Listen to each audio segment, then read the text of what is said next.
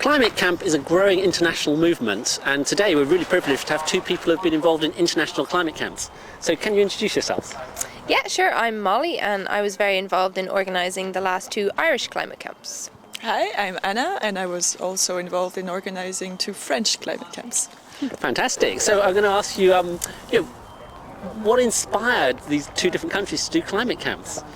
Yeah, well, in Ireland we were inspired by Kingsnorth. There was 4 or 5 of us who went to Kingsnorth, and we were just overwhelmed by the energy and the professionalism and the size kind of the camp. And we really went home thinking, God, we've got to have one of these in Ireland, because there isn't so much of a climate movement there. So yeah, we started organising, and we got other activists together, and we talked a lot about how we could bring in other Irish issues, and that was 2009. We had the first camp in Ireland. So that was how many months after Kingsnorth? Well, I guess it was about 12 months after Kingsnorth. Okay. So Kingsnorth was the summer of 2008, and we went home and almost straight away kind of started organising, started putting out feelers, and had some good meetings. So what was, obviously it inspired people, but what was special about Kingsnorth that inspired people so much? I guess it's different for different people, but personally for me, what inspired me was the direct action. How much direct action was made fun and was made accessible, and how you could go there with having only a little bit of experience and really get going. But also I think the movement building as well was one of the things we wanted to replicate most in Ireland. So for the first year we tackled a peat-fired power station, and peat's actually dirtier than coal. And we drew a lot of attention to that, and I think we had a pretty good camp, and went on to have another camp this year. Okay, and inspiration for the French camp? Well, it's kind of similar, because we also have people that went to previous camps in the UK, and including the Kingsnorth camp.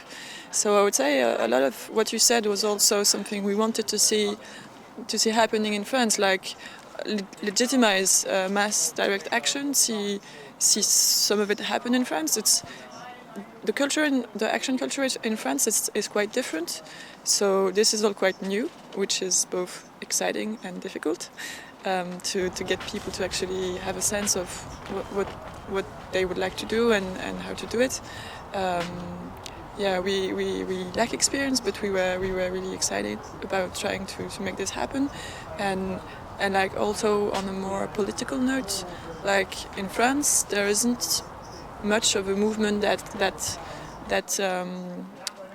draws links between climate, environmental issues and social justice issues, and for us that's really like what the climate camps are about, and we wanted also to bring this attention to this kind of approach in France. So how did it manifest? How did the first camp go? The first camp was happened on the site of a project for a new airport in the region of Nantes. And so there was already a strong local struggle on this site that had been going on for decades, actually. So that was very good, because we already had a very good local support for the camp, and there were a lot of people that came. I would have to say that the climate issue in France hasn't been taken, gathering many people, and it's still quite difficult to really be focused on this issue. So the camp gathered many people from many different horizons and many different issues, but it's really difficult to kind of get this climate movement going on in France, and it still is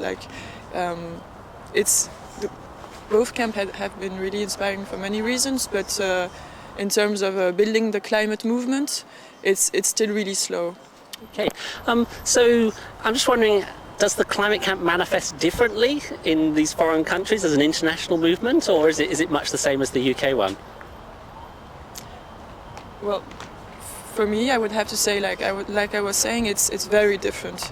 Many people come because it's an autonomous camp, it's an autonomous space, and they really like the experience on this, and the process too is really interesting. And many people come from different struggle backgrounds, but it's really different in terms of both of the culture of the process, the discussions, the decision-making processes, and also the types of action.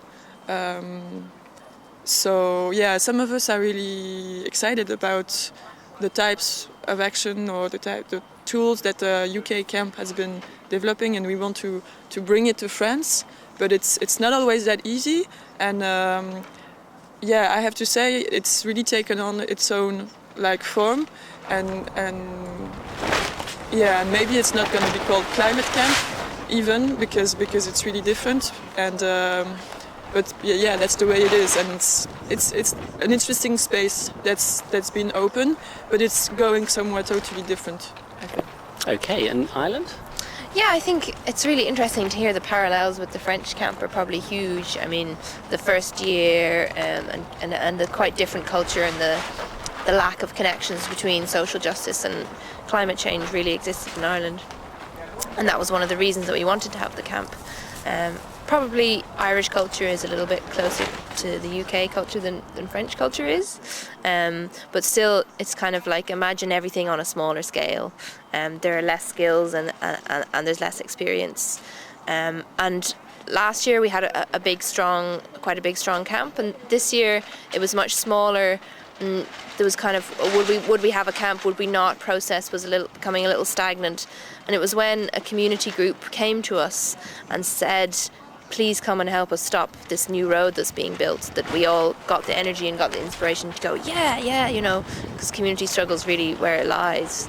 And it was we were having a meeting in Rossport where there's a community struggle against Shell, and these farmers from Tyrone came and said, can you bring Climate Camp to our farm? And we said, Climate Camp looks like this. Do you want this on your farm? And they said, yeah, absolutely. We were like, okay, yes, right then, we'll go. We have the energy. We find the energy. So I think it has to keep changing all the time. And I kind of sense there's a bit of I don't know, tiredness maybe in the UK. And people say, we've already built the movement. We don't need to keep going because we've built the movement. But in Ireland, we haven't built the climate change movement yet, so perhaps we need to keep having camps for a little while longer. I'm not sure. Okay. Can you tell us how people find out about these different camps? Yeah, sure. Well, www.climatecamp.ie is the Irish Climate Camp website, and that's the first place to start. That's where you can go and get all our clips and see stuff on Flickr and stuff, so start there. We have a website in France too. It's www.campclimat.org. And if you were talking, there's climate camps are splashing out all around the world. If you were telling somebody who was thinking about doing a climate camp, what would you tell them? I'd tell them get lots and lots of friends together and get as many people as you can as quickly as possible, because it's going to be hard, but it's going to be worth it. Yeah, in France, the evaluation of last camp, we encouraged everybody to go in their local region and to set up smaller camps. France is a huge country, so it doesn't really make sense to have one camp and many people coming from very distant places to this camp. And like it's happening in Germany, there are many smaller sized camps, and I think it's a good way to go. And yeah, I mean we have some logistical experience and also some material that we can totally share between the different groups that want to take on doing stuff, and I think it's totally possible to do it. With I mean, it's going to be tough and tiring, but as you were saying, I think it's a really good experience to really feel empowered about doing something where you live.